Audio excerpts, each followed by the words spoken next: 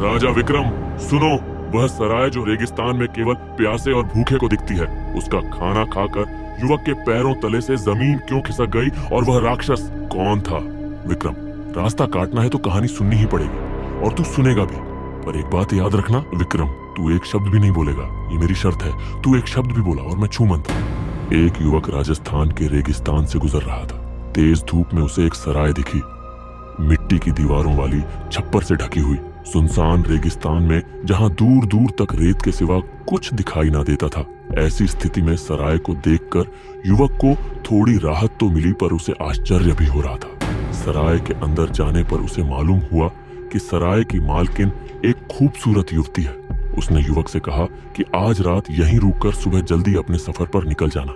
युवक थका हुआ था, इसलिए उसने भी फैसला किया कि क्यों ना आज यहीं विश्राम कर लिया जाए। युवती ने उसे शीतल जल दिया, जिसे पीकर उसे ऐसा लगा जैसे कि उसकी जन्मों की प्यास बुझ गई हो। फिर उसने युवक को पूरी सब्जी दी, जिसका स्वाद अद्भुत था।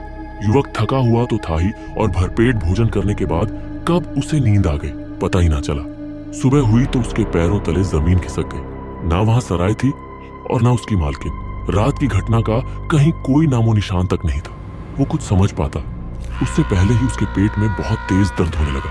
उसका पेट फटा और उसमें से एक आंख वाला भयानक राक्षस निकला। अब बता विक्रम, ये क्या था? वह राक्षस उसके पेट में कैसे आया और सराय की मालकिन सराय सहित कहां गायब हो गई? क्योंकि वह सराय मृग तृष्णा नहीं, प्रेत सराय थी। उसका पानी और खाना सब रेत के काले जादू से बना था। और वो राक्षस कौन था? बता विक्रम, बता। वह राक्षस सराय का मालिक था, जो खूबसूरत युवती के भेष में भूखे प्यासे यात्रियों को रेत का भोजन खिलाकर उनके शरीर में घुसता था और सुबह होने पर पेट फाड़कर बाहर आ जाता था। वाह विक्रम, मान गया तेरी समझदारी को। मैंने कहा था ना कि तू बोला तो मैं चला। अगर तुम उस सराय में होते तो क्या करते? विक्रम बेताल का ये सफर यूं ही जारी रहेगा। देखते रहिए भूतिया टॉकीज।